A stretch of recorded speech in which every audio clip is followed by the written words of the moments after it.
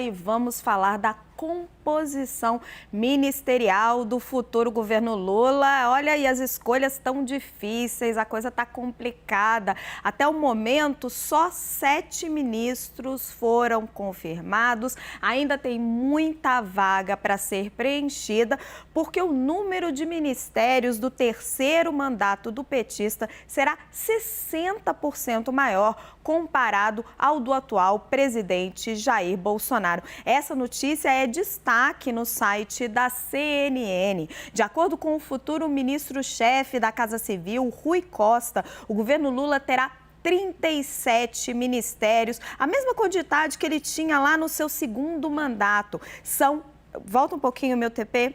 Obrigada, gente. São 14 a mais do que os atuais 23 de Bolsonaro. Até o momento, como eu já disse, o Lula anunciou apenas 7 nomes. Além de Rui Costa, foram confirmados José Múcio Monteiro na Defesa, Fernando Haddad na Fazenda, Flávio Dino na Justiça, Mauro Vieira nas Relações Internacionais, Margarete Menezes na Cultura e Luiz Marinho no Ministério do Trabalho. Lula também anunciou o ex-senador Aloysio Mercadante como presidente do BNDES, o Banco Nacional de Desenvolvimento Econômico e Social. Agora de volta para o nosso debate e acho que eu começo com você, Hélio. 37 ministérios é muito? É demais, né? Eu me lembro de um tempo, Raquel, que a gente tinha, se eu não me engano, 15 ministérios. E aí cada governo podia implementar 3 ministérios extraordinários. E esses 15 ministérios eram, se eu não me engano, determinação da própria Constituição. Afinal, tem que haver uma certa lógica de como a burocracia federal vai endereçar os problemas do Brasil e que dizem respeito ao governo federal. E isso não muda muito com o tempo. Daqui a 30 anos tem que ter um mecanismo federal para endereçar a educação, saúde, economia e assim por diante. E essa lógica, então, ficava cristalizada na Constituição e você tinha um espaço para determinar 3 ministérios extraordinários, cada governo tinha direito a isso. Então, perfeito, eu entendo isso. Agora, esses 14, né? Antigamente era mais ou menos esse número, só esse aumento de 14 ministérios é para atender interesses políticos, ou seja, não é para atender o que o brasileiro precisa, é para atender o interesse político deles. Isso não é tão terrível quanto se imagina, apenas pelo seguinte, Raquel, quando se desdobra um ministério, você não está necessariamente criando novas secretarias, a segunda estrutura do ministério. Você simplesmente particiona e dá para um outro ministro essa secretaria, aquela outra secretaria fica com um outro ministro. Muito bem, não quer dizer que você esteja necessariamente aumentando a máquina, mas existe a tendência, né? Mas o problema de tudo isso também, um segundo problema de tudo que eu falei, é que imagina um ministério, um gabinete, né, onde o presidente lidera um grupo de pessoas que é um time. Quando você tem 15, 20 pessoas para liderar, já é um número grande, já é difícil. Agora imagina você ter 35, 36, 37 pessoas num time de assuntos para liderar.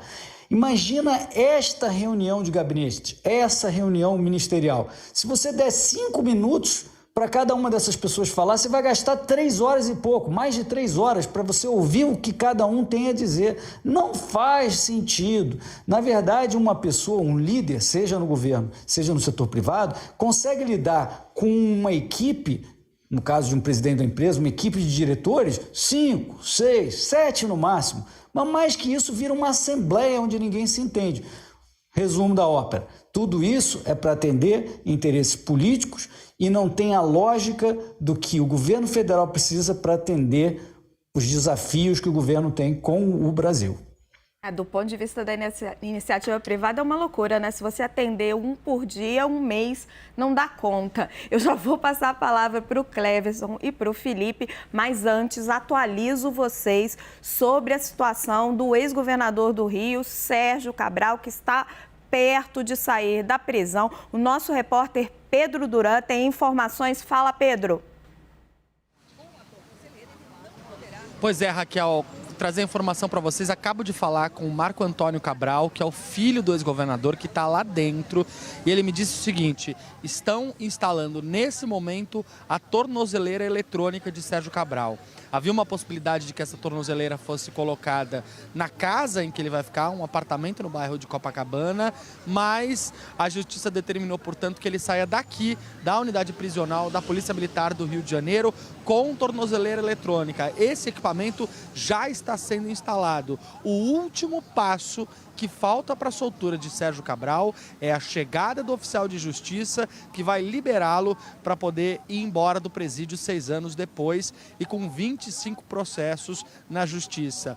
Esse apartamento onde ele vai ficar, Raquel, eu apurei que ele vai morar sozinho no apartamento. Os filhos devem se revezar, uma hora vai um dormir, outra hora vai outro dormir com o pai, mas ele deve morar sozinho, deve contar com uma funcionária, uma empregada doméstica, que deve ajudar ele nos afazeres do dia a dia, mas efetivamente não vai dividir o novo apartamento com ninguém. Então vai sair de uma cela onde está sozinho, aqui na unidade prisional, para um apartamento onde vai morar sozinho no bairro de Copacabana, na zona sul do Rio de Janeiro. Então, com a instalação da tornozeleira eletrônica que está acontecendo neste momento, a qualquer minuto, com a chegada do oficial de justiça, a gente vai ver Sérgio Cabral saindo aqui pela porta da frente da unidade prisional da polícia em Niterói. Ele que é o último político de peso que estava preso pela Operação Lava Jato e que vai deixar o presídio em instantes. Raquel.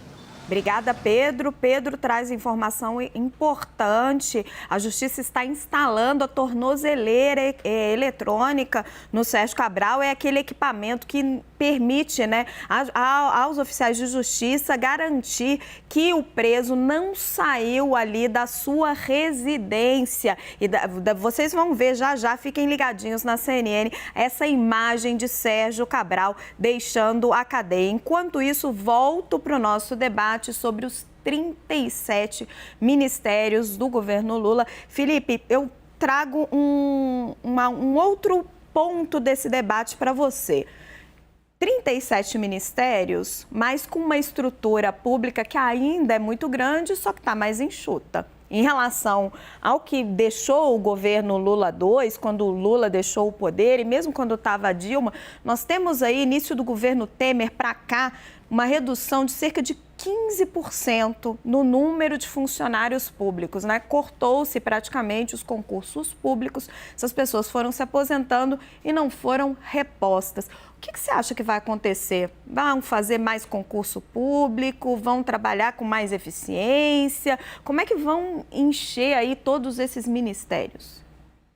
Bom, conhecendo a história das gestões petistas, existe o loteamento do cargo. Que 37 ministérios não é nada mais, como bem disse o Hélio Beltrão, um loteamento de cargos.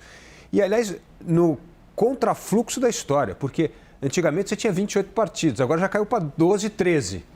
Então, nós, por causa da cláusula de barreira, por causa da cláusula, né, que nós chamamos da cláusula de barreira, nós começamos a ter redução do número de partidos. E vai ter cada vez mais. Ou seja, no momento que enxugou o número de partidos, nós caímos aí para uns 12, 13 partidos, deveria estar enxugando o número de ministérios, porque tem menos partido para poder compor. E é o que está acontecendo, é aumentando o número de ministérios. Portanto, é muito mais essa questão desse presidencialismo de coalizão, que não é nada mais do que loteamento de cargos na administração pública. Mas isso vai começar um segundo problema, Raquel, que é a negociação das verbas do ministério. Porque uma coisa é você ter estatuto de ministério e não ter orçamento, ou ter um orçamento muito pequeno. Então, o problema vai ser como ajustar o número de ministérios com o orçamento dos ministérios. Porque hoje, alguns, como o Hélio falou, não vai aumentar talvez o custo fixo, porque já são secretarias, só que a secretaria passa a ter status de ministério, mas o problema é qual é a verba. Porque sem verba, também ali fica com o status de ministro, mas ao mesmo tempo não tem poder, né? E, na verdade, o ministério é para ter poder, sim, para influenciar ou para garantir votos no Congresso Nacional. Então, o grande debate é como é que nós vamos conciliar esses números gigantescos de ministério, que não aponta para nenhuma prioridade do governo em termos de programa, e, ao mesmo tempo, como é que vai fazer a gestão orçamentária desse, porque você vai ter que tirar poder de um ministério e transferir para esse outro ministério. Então, essa vai ser uma segunda briga. E muita gente, evidentemente, não quer ter um ministério que só tem fachada e não tem dinheiro, porque aí não dá para fazer política, é melhor estar no Congresso Nacional.